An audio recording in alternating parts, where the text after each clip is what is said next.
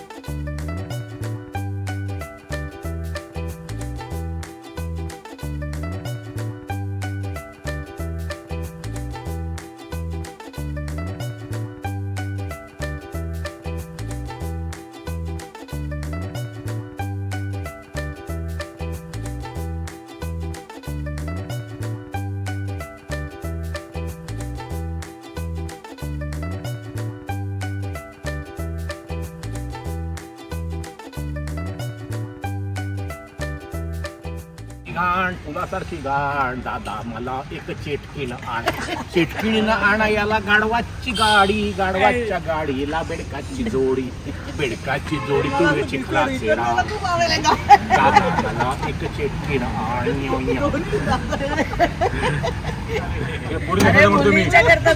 पेटी वाजव पेटी आणि हा बॅग रडण्याचं ऍक्टिंग पेटी वाजव मेरी छाया है जो आपके घर चली सपना बन के मेरे पलकों में है पली राज की बात बताऊं ये पूंजी जीवन की शोभा आज से है ये आपके आंगन की आम्ही कोरस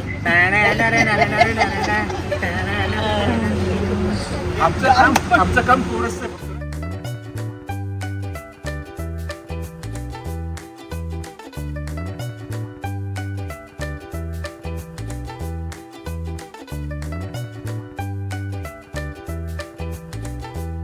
सगळ्यात मोठ्या आश्चर्यात आपण आज जातो कैलास. विचार करा तर आणि तिथपासून आपण चालू आलो कैलास हॉटेलवरनं सगळं ग्रेडियंट आहे. दोन का लागला सपाट नाहीच आहे अख्खाच्या अख्खा ग्रेडियंट आहे. म्हणजे तो डोंगर तिथपर्यंत असणार आहे. ते पोखरत पोखरत पोखरत गेले वरनं खाली कोरलं वगैरे हा वेगळाच मुद्दा आहे. That is something different. Okay. लेणीचा अर्थ काय सांगतो लेणीचा संस्कृत लयणं. लयणं म्हणजे लेणं लयणं की त्याच्या आत जाऊन मी विश्रांती घेऊ शकतो. मग काय काय असतं आईचं गर्भ असतं गर्भाशय असतं सूर्यासाठी अंधार असतो आणि पृथ्वी वसुंधरा येते अवनी आहे. आपण पृथ्वीच्या पोटात पोटात पोटात जातोय आणि शांत झोपणार होतो. लेणीचा अर्थ असा असतो की शांतपणे विश्रांती घ्यायची जागा. मग तात्विक इंजिनिअरिंग आणि फिलॉसॉफी प्रत्येक गोष्टी वेगळ्या पडतात. आता लक्षात ठेवा आधी बोलू मायथॉलॉजी. खरी इथून 200 फूट मागे 150 फूट आणि 200 फूट आणि मध्ये हा डोंगर दिसला असणार आहे फक्त असा. फाईन. हे कसे करायचे सांगतो. जेव्हा वरनं एकाने छंदी मारली असेल जस्ट इमॅजिन क्रेटर केलंय सी शेप वरती उभं आहे कोणतरी. ओके. क्रेटर सुद्धा पूर्ण खाली केलेलं नसतं बरं का. 5-5 फूट खाली करायचंय छाती एवढं. सी केला 5 फूट खाली. जेव्हा यांनी पहिली छंदी मारली ठाक त्याला माहिती आहे खालती कुठपर्यंत जायचंय. इथे चालताना इथे सगळीकडे ठाक ठाक ठाक ठाक ब्लू प्रिंट माहिती नाही. चालू केलं समजा हे राजे आहेत झालं का 5 फूट करून. ओके. मग 5 फूट माती काढून पुन्हा आपण खाली खाली खाली राहतो. चुकून ह्यांचा समजा तुम्ही ह्यांच्या 6-6 पिढ्यांनी कामं केलीत. त्या पिढ्यांचं हॅबिटॅट ते राहिले कुठे हे कळलेलं नाही. आणि तिसरं म्हणजे ब्लू प्रिंट सापडलेलं नाही. ते कळलं की आपल्या वेरूळचा एनिग्मा निघून जाईल. पण या गोष्टी जोपर्यंत असं शक्यता आहे पहिली गोष्ट परत करा फक्त कैलास कोरताना 16 नंबर लेणी, त्याचं मूळ नाव माणकेश्वर आहे हे पण सांगतो, की नावं इंग्रजांनी दिलेली आहेत कैलास वगैरे. आत तुम्हाला रंग दाखवीन, आतवरती एका ठिकाणी 8व्या शतकातला रंग आहे बरं का, 750-752 सालचा. सगळे लाल चुटूक पिवळं जर्द चमचमायचं, माणकेश्वर म्हणायचे. इट्स नॉट माणका होती, माणकेश्वर. फक्त या कैलासमधनं 3 लाख मेट्रिक टन दगड, म्हणजे आजच्या भाषेत 32,000 ट्रक दगड चिप ऑफ केला, फेकून दिला. कुठे गेला माहिती नाही, हे पहिलं मुद्दा आहे. मग असं असू शकेल मे बी, हा डोंगर आहे, सगळा क्लिफ आहे, इथे दरी असणार आहे, याच्यात दगड टाकला असेल, त्याच्यावर आपण अजून असू, गॉड नोस. पण या गोष्टी माहिती नसतात. तेव्हा एवढं पण that माहिती is नसेल कुठे माणकेश्वर. पाठवायचे, काय करायचे, नाही स्मगलिंग नाही करायची, नाही काय नाही, करायचं. असं नाही. त्या काळातल्या खूप बदामी वगैरे लेणी आहेत, सगळ्यांचं सगळं माहिती आहे, सगळं माहिती आहे. पितळखोर लेणी आधी मनापासून बघा, शिल्प बघायचं कसं तुम्हाला सांगतो. ओके, ही गजलक्ष्मी हे जगाला माहिती असतं. शिल्प बघा कसं, हाऊ टू ॲप्रिशिएट. कन्सेप्ट काय, खाली पाणी किंवा समुद्र असतं, समुद्राच्या लाटा असतात, लाटांवरती पद्म येतं, त्याच्यावरती आमची लक्ष्मी बसली आहे. फाईन. लक्ष्मी म्हणजे लगेच विष्णूची बायको प्रकार नसतो. संस्कृतमध्ये लक्ष्म म्हणजे स्टॅम्प. हे मी स्थापित केलं, हे मी स्टॅम्प केलं. Vishnu has been stamp with stability. त्याला आपण लक्ष्मी म्हणून ते लक्ष्मी बायको झाली. आता आवर्जून कसं बघायचं शिल्प तुम्हाला सांगतो. आणि हे पाणी आहे, पाणी. तिथे फ्लोरा फाउना आहे पाण्यातला, तर कुठे पॅरल दाखवलेलं नाही बघा. प्रत्येक पाकळी आहे ना ती अशी अशी अशी अशी. जेव्हा तुम्ही अशी अशी पाकळी बघता तेव्हा तुमच्या कळत नकळत ते पाणी हल्लंच पाहिजे. पाणी स्टेबल असतं, पाकळी जेवढं शोन लाईक दॅट. ते जेव्हा असं असं असं असं हलतं, ही मुवमेंट तुम्हाला दिसलीच पाहिजे पाण्यातली. आणि या हलणाऱ्या पाण्यात स्टेबल, तिथेच फिलॉसॉफी ॲट इट्स पीक आहे. हलणारं पाणी बघा, स्टेबल आहे. आधी काय काय दिसतं, कदन आहे आणि ही रती आहे. फक्त लस किंवा बाई बुवा लफड्यासाठी म्हटलं गेलं, पण आता पुन्हा यांच्यासाठी खूप वेगळं होईल, पप्पूसाठी आणि जवानीसाठी. पण जसं वाटलं समजा तुमचं शरीर, माऊली माय रूम पार्टनर, आपलं शरीर हे जर अवधूत असेल तर आपल्याला जगवणारा श्वास हा दत्त आहे. माझ्या शरीराला माधव म्हटलं तर मला जगवणारी ऊर्जा म्हणजे राधा आहे. राहुल देशपांडे आता बडबड करतो, ह्याला इंडॉलॉजिस्ट. तर स्मरणशक्ती आणि वैखरी ही माझी राधा. शक्ती, ऊर्जा, तो व्यक्त होतो चाकू तो मदन, आणि ती व्यक्त होऊन देते शक्ती, ही रती. ते मदनाची रती. आता हे रती बघा कशावर, मी म्हणतो म्हणून नाही, आपले पूर्वज इतके डोक्यावर पडले होते. चांगले आरती बोलतोय. हातात काय आहे तर ऊस आहे, ऊस. त्याला इक्षुदंड म्हणतात. इक्षुदंड ऊस असतो हातात मदनाच्या रतीच्या. आता तुमच्या आमच्या पुण्यातल्या हायफाय घरात गुलाब असतो ना, आता म्हणजे हे घाण बोलतोय, गुलाब आणि पोमेरन कुत्र सगळ्यात युसलेस लोक आहेत जगात. पोमेरन कुत्र मालकरच भुंकतो पॉम पॉम पॉम करत, फक्त म्हणजे मालकर कळा कळा कळा आणि चोरा. आणि गुलाब हे करा ते करा, माती अशी करा, फुफू ऑक्सिजन घाला, मग गुलाब आला. ओके, ते उच्चभ्रू. मी बारामतीकर आहे.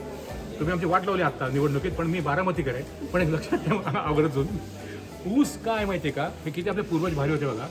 पेर म्हणतात ऊसाचं, पेर. कचीटा असं असं असं असं त्यातून ऊस येतो. आपल्या पूर्वजांनी काय त्याला दिलंय वाहन बघा, की रतीमदन एकत्र आहेत आणि हातात ऊस आहे. ते जेव्हा दोघं एकत्र येतात सुंदरच गोष्टी घडणार आहेत कायम, पण they have to be together. हा प्रकार किती सुंदर आहे. इथे माऊलींची ओवी सांगतो की हे आवडलं. माऊलींची काय दिलं, माऊलींनी जे वयसेचे जाडं बांधिले, याचा अर्थ मी तसा जगायला लागलो. जे वयसेचे जाड बांधिले, कसं मी जगायला लागतो, ते मनमथाची एक कासे धरली. मनमथ म्हणजे कामदेव, त्याची कास धरली, मला काही अचीव करायचं. ते केल्यावर ते only temple which has Ganga, Yamuna, Saraswati. So in the centre is Ganga and she standing on the crocodile. She is facing it and so there is a gap in her feet. On the left side is a Saraswati. So Ganga represent the purity. This is Saraswati. Saraswati is standing on the lotus. She is Pradnya, so she is invisible knowledge which is coming out of it. And then she is Yamuna. Yamuna represents surrender, and she is standing on the tortoise. So this is, and if you look at their facial expression, they are not looking at individual, but they are looking in the front to basically witness who are coming and who present their quality.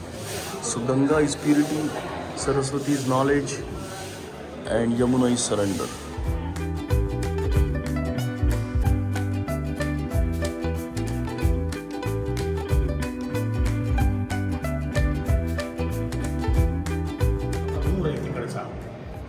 Vamdev नटलेला आता आरसा घेतलेला स्त्रीतत्व इकडचा आहे, वरचा मागचा दिसत नाही. दिस इज कॉल्ड एज सदाशिव. एवढं कसं करून ठेवतो, इज समथिंग अमेझिंग. इतकं सुंदर सदाशिव तत्व कुठे सापडणार नाही. ते मनापासून बघा. शंकरची पिंड सांगतो कशी आहे. मग तुम्ही परत पार्वतीपासून नवीन फोटो काढत या, मग आपण तिथे बोलायचे. आता असेच आत या सावकाश. चप्पल घालून येऊ? चालते काहीच वर्किंग नाही. इथंच थांबायचं. खड्डा आहे पुढे, एक खड्डा आहे. या इथे उभे राहा. या अप्पा. ही आहे शंकराची पिंड. जेव्हा तुम्ही कधी घरी पिंड स्थापन केली अशी पाहिजे चायना. खाली चौकोन असतो, मग वरती अष्टकोन येतो. 4 फेसेस, 8 फेसेस आणि मग इन्फिनिटी. हे कसं आहे तर Shiv is a space, Shiv is an energy. मूलाधारापासून सहस्रापर्यंत ते उन्नय एनर्जीचं आहे. कारण तुम्ही दोघे इंजिनिअरिंग फॅकल्टीचे लोक आहात. चौकोनाला किती टँजंट काढणार? काढल्या टँजंट ठाक ठाक ठाक. त्याच्यावर टँजंट वाढल्या 8 दिशांच्या वाढल्या आणि ह्याला टँजंट इन्फायनाईट निघाले.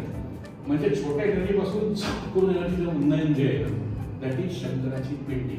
पण फक्त दिस शुड बी सबमर्ज इन माखाली आणि इथून वारी मार्ग असतो असं.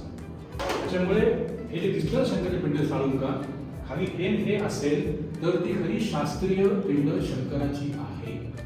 नुसत्या वरच्या साळुंकेला 0 किंमत आहे.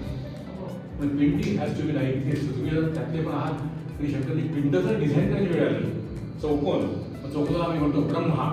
अकार तो ब्रह्मा, 8 दिशांचा अधिपती. उकार तो विष्णू, मकार महेश. त्याच्यामुळे एनर्जी चौकोनातून अष्टातून त्याच्यापर्यंत. जे you talk about quantum, you talk about analytical physics, you talk about physics, you talk about anything cosmology like this. अकार उकार बकार हा जो प्रकार आहे. आणि इथे पिंडी पाहिजे, इथे वारी मार्ग पाहिजे असतो. माझं काम चाललंय सदाशिव कल्टवर काम करतोय. याचा अर्थ असणार आहे की तू वर्षिक सदाशिव इज वर्षिकिंग ओम. तर दृश्य मग हा फेस असा काय? अघोर फेसेस दक्षिण. दक्षिण म्हणजे अघोरच नाव अघोर आहे ना. मातृकांची पूजा करतो. त्याचे ओठ जाड असतात, सोळे बाहेर असतात, हातात कपाल दिसतं, डाव्या तो घेऊन बसतोय, पितोय काहीतरी हातात, त्यात रक्तबिंद असतं. सगळा अघोरीपणाचा येतो. आणि मग हा मधला जो आहे तो सत्योजा. तुला लिहून पासून काय सदाशिवाचा फेस. आम्ही बोलू का तिथे तो रेकॉर्ड कर. यासाठी चांगली गोष्ट आहे.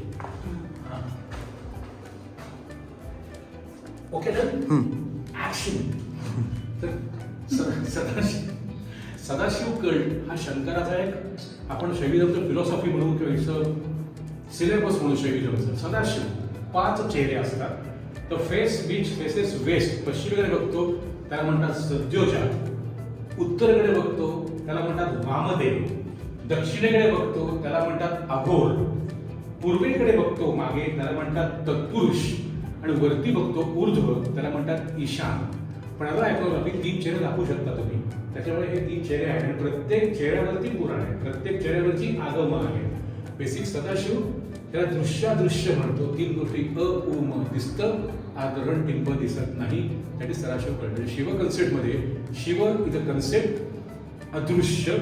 सदाशिव हे दृश्यादृश्य आणि दिसणाऱ्या मूर्तीला आम्ही महेश म्हणतो. वैष्णव स्कूल ऑफ थॉटमध्ये जे दिसत नाही फक्त ब्रह्म तत्व आहे त्याला नारायण म्हणतात. थोडं दिसतं थोडं दिसत नाही त्याला महाविष्णू म्हणतात आणि दिसणाऱ्याला विष्णू म्हणतात. हा जो प्रकार आहे दिस इज शैव स्कूल ऑफ थॉट. कन्सेप्ट सगळे एकच आहे.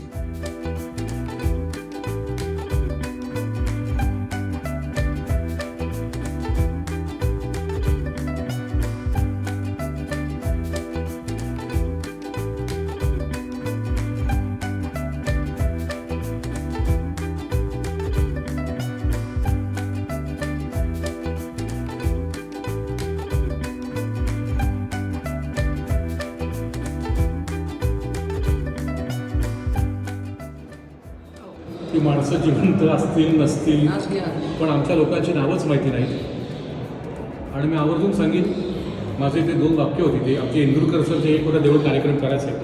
शौनकने गायलेलं गाणे माझं की कोण कलंदर कोरुनी गेला वेदांताचे गाव. कोण कलंदर कोरुनी गेला वेदांताचे गाव. वाऱ्यालाही ठाऊक ना त्या मुसाफिराचे नाव. वा वा काही माहितीच नाहीये आणि इदम न मम हा आमचा प्रकार.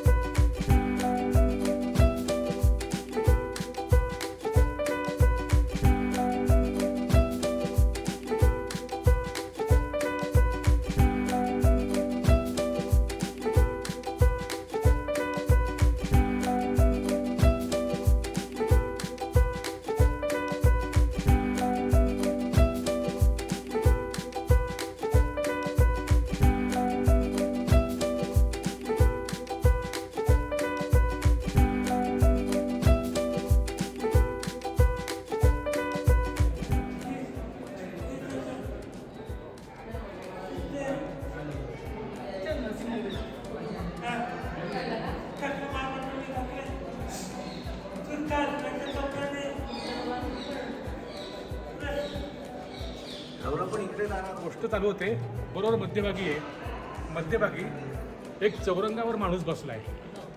तो शंकर आहे. ते किरात अर्जुन युद्ध होतं त्यांचं. ती गोष्ट पाचव्या असतं. अर्जुन होतो. प्रत्येक कॅरेक्टर आयडेंटिफाय केलं गेलेलं आहे. महत्त्वाचा कॅरेक्टर बघा. वर्ण माझ्या लेफ्ट साईडला तिसऱ्या रोमध्ये या 1 2 3 चक्र घेतलेला माणूस दिसतोय. तो अभिमन्यू आहे. ओके. ही गोष्ट आहे महाभारत पॅनलची. स्टार्ट होत किरात अर्जुन अभिमन्यू. आता ह्या पॅनलच्या सगळ्यात शेवटी या. हे खालचे 2 सोडून द्या. खालचे 2 म्हणत नाही. वरचे माझ्या उजवीकडे वर्ण आलेली गोष्ट दिसली. ह्याच्या वरच्या वरती बरं का. तिथे असं थोडं पाण्यासारखं दिसतंय. ते डोहात दुर्योधन लपला असतो. ते 2 गदा युद्ध खेळतात बघ. दिसले. तो भीम आणि दुर्योधन गदा युद्ध खेळतात. ते करायला लागल्यावर परत लोक बघतात. किती लोक आहेत. 1 2 3 4 5 6 लोक पाहिले की आमची लोक म्हणतात तुम्ही चुकलात. भीम इथे लढतोय. तो पांडव 6 कसे झाले. तर नीट बघा. पहिला बघणारा कृष्ण आहे. हातात चक्र दिसेल. हां. आणि सगळ्यात शेवटचा हातात हल धरलाय तो बलराम असतो. कारण बलराम फक्त दोघांचे युद्ध बघायला इथे येतो. तर ही गोष्ट आहे. वरपासून खालपर्यंत प्रत्येक कॅरेक्टर हॅज बीन आयडेंटिफाईड. त्याच्यावरती वेळ नाही. पण फोटो काढा. नंतर ग्रुपमध्ये टाका. मी त्यातलं कॅरेक्टर सांगून कोणतरी दिसतंय. देवकीला बाळ झाले. आता धरले बघा बाळ तिने. पण बाळ इकडे आलं. हा बाळ घेऊन चाललाय. हा वसुदेव आहे. हे मथुरेचं गेट आहे. हा बाळ घेऊन बाहेर आला. गोकुळात गेला. आता हाईट ऑफ कलाकृती कशी बघा. हे झाड दाखवलंय. या झाडाच्या या साईडला सगळं विकृत आहे. की पुतना अशी बसली अंगावर पाचताना. बाई पाचताना अंगावर असं करणार आहे की जेव्हा अशी बसते तेव्हा ती विकृती आहे. ती पुतना राक्षसीने. आणि बरोबर या साईडला सुंदर गोकुळ दाखवलंय. ते दूध करताना दाखवलंय. दही करताना दाखवलंय. ते गाईला दूध येते. वासरू ते छोटं दूध चाटते. त्याचं दूध घेतंय. म्हणजे एका झाडात या साईडला विकृती आणि या साईडला अतिशय सुंदर गोकुळ दाखवल्या प्रकारे. आणि मग वरनं तुम्ही बघत गेलात तर तुम्ही कृष्ण ज्याने अभ्यास केला आहे. कृष्णाने लहानपणी 6 असुर मारले होते. एक शकटासूर होता. एक बकासूर होता. हे सगळे ते दाखवले. म्हणजे कृष्णाच्या बाललीला भागवतात सांगितलेल्या आहेत. हा बकासूर आहे. आणि ही गोष्ट दिसते. उखळ बांधले पाठीला. दिसतोय इथे बाळ बघ. याच्या बरोबर वरती बघ. पाठीला उखळ बांधले. तो जातो. अर्जुन वृक्ष पाडतो. त्यातून यक्ष बाहेर येतात. ते कृष्णाच्या बाललीला बकासूर. नंतर अरिहस्तासूर. शकटासूर. जे कृष्णाने लहानपणी 6 असुर मारले. त्याने 4 असुर कोरलेले आहेत. त्याशिवाय ज्यांना कृष्ण आवडतो त्यांनी या खालच्या दोघांचा तरी फोटो काढायचं. कळले काही. तू लेक्चर दिवशी स्कूलमध्ये की I have seen Gokul Balkrishna of 8th century. That's fine. Fantastic.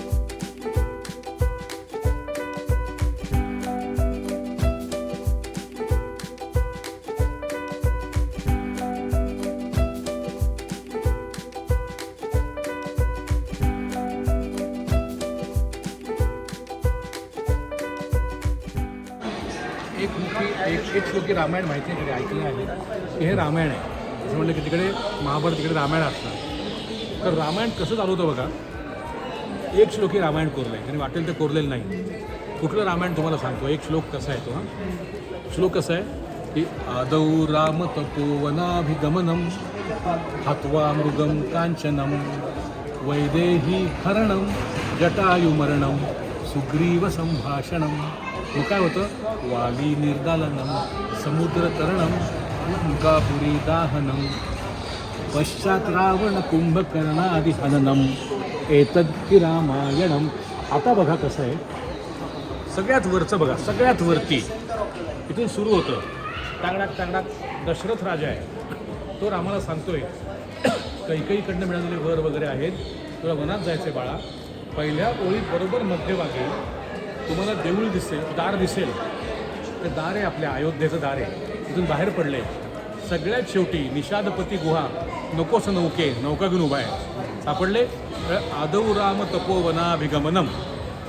आता दुसऱ्या ओळीत मध्ये या, दुसऱ्या ओळीत आता हे उजवीकडे डावीकडे जायचे माझ्या. ते पंचवटी वगैरे दाखवले.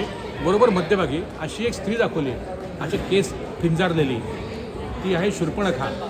तिथे विटंबना होते, शूर्पणखा रावणाकडे जाते. दुसऱ्या वेळी रावणाकडे गेली.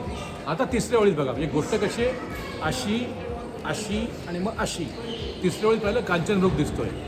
एवढी कुठल्या आल्या, आदौ राम तपो वनाभिगमनम हत्वा मृगम कांचनम. दुसऱ्या वेळी कांचनमृग झाला. त्याच्यानंतर थोडं पुढे या, रथासारखं त्यांनी गाडीसारखं केलं आहे. वैदेही हरणम जटायू मरणम दिसतंय. तिसऱ्या ह्याच्यात वैदेही घेऊन चालला, जटायू लढतोय, जटायू मरतो, जटायू मरणम. सगळ्यात शेवटी 1, 2, 3 मध्ये कोणतरी वरती बसलंय, सुग्रीव संभाषणम. मग याच्याबरोबर खाली 1, 2, 3, 4 आता इकडून तिकडे जा, 7 तालवृक्ष दिसत आहेत तुम्हाला. ओके, तालवृक्षाच्या मागून त्यांनी रामानी वाली सुग्रीवाचा तिथे मदत केलेली आहे, दिसतात. वाली निर्दालनम. मग इथे या. मग कोण 5 लोक पाठवली होती, नल, नील, अंगद, हनुमंत, जांबुवंत. 5 लोक गेली. आता खाली इथे दिसतं तुम्हाला एक डोंगरासारखं दिसतंय आणि वरती माकड दिसतंय. माकड का म्हणतोय, छोटं दाखवलंय. ती गोष्ट सगळ्यांना माहिती असेल. हनुमान लहानपणाच्या उत्पात मागाचा खूप, त्याला वर एक शाप दिला होता, तुला परत तुझ्यातली ताकद कोणतरी दाखवून दिल्याशिवाय तुला कळणार नाही कोण आहेस. तो छोटूकला आहे, आयकोनोग्राफी प्रमाणे बघतोय. 64 योजन समुद्र आहे. 1 योजन म्हणजे 9 ते 11 मैल आजच्या भाषेत. आणि या ठिकाणी मग वर्णन समर्थांनी केलंय, 17 उड्डाणे हुंकार बदनी. काय, करी डळमळ भूमंडळ असा पाय मारतो हनुमान, सिंधू जळ गगनी. मग त्याला कळतो मी कोण, आत्मज्ञान. मग तो हनुमंत होतो, तो भीमरूपी महारुद्रा. मग ते ध्वजांगे उचली बाहू आवेशी रोटीला पुढे, ही कंडिशन ती. तर त्याला कळतं तो कोण आहे, तो हनुमान आहे. मग हनुमान मग लंकेत जाणार, मग लंका दहन वगैरे. अशोकवन सीता दाखवली. मध्यभागी तुम्हाला दिसेल शेपटीच्या डोक्यावरती, शेपटीवरती हनुमान बसलाय. आणि सगळ्यात शेवटी नकोस नौके ते दिसतं इथे गाणं, हे आपलं सॉरी सेतू बांधारे, सेतू बांधारे. पुन्हा 4 ओळी सांगतो, त्या तुम्ही बघून घ्या. एक श्लोकी रामायण आहे. आदौ वरच्या ओळीपासून असं असं असं आहे. आदौ राम तपोवनाभिगमनम हत्वा मृगम कांचनम वैदेही.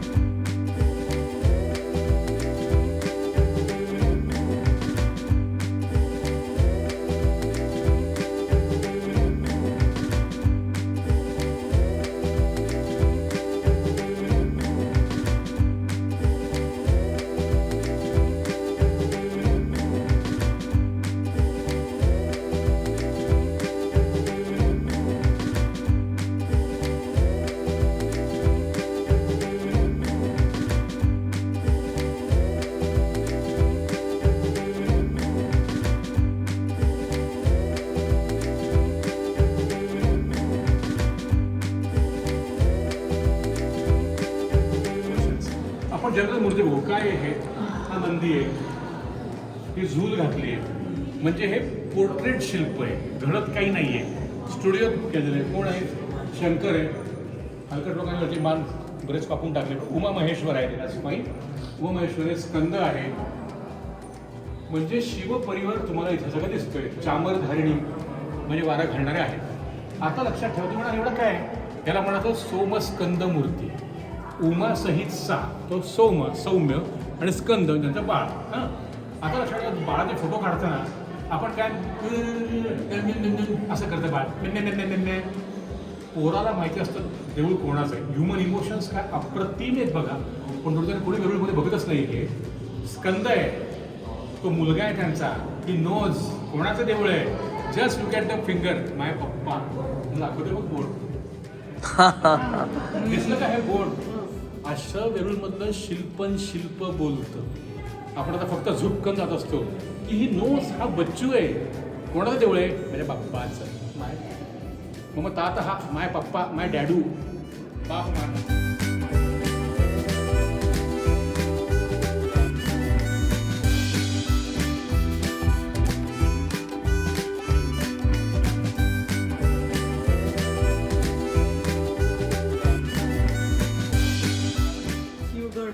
शिवगण आहे. तिथे कमला पण असते, पार्वती पण असते. ती लक्ष्मी आहे. दोन हातात कमळ आहेत तिच्या. शीच लक्ष्मी, शीच गजलक्ष्मी. ही स्टॅबिलिटी उमेचं होतं आणि आग्रह नटेश्वर. आणि बेसिकली हे चुंबन दृश्य त्या गोष्टी कळतात. तिथे एक लांब चुंबन दृश्य, एक घट्ट चुंबन दृश्य, दोघे इतके एक होतात, वेगळे राहतच नाही. आणि मला मागच्या एकाने माझ्या हाणा मारा आहे, कशावरनं खरं कशावरनं खरं हे आहे. फिलॉसॉफी आणि हे आतलं देऊळ कसलं ते नाही. आता आज देवळं म्हणून आम्ही रिसर्च केला की मग हे उमेचा कारण हे दक्षिण फेसिंग आहे. म्हणजे हा वामदेव आहे.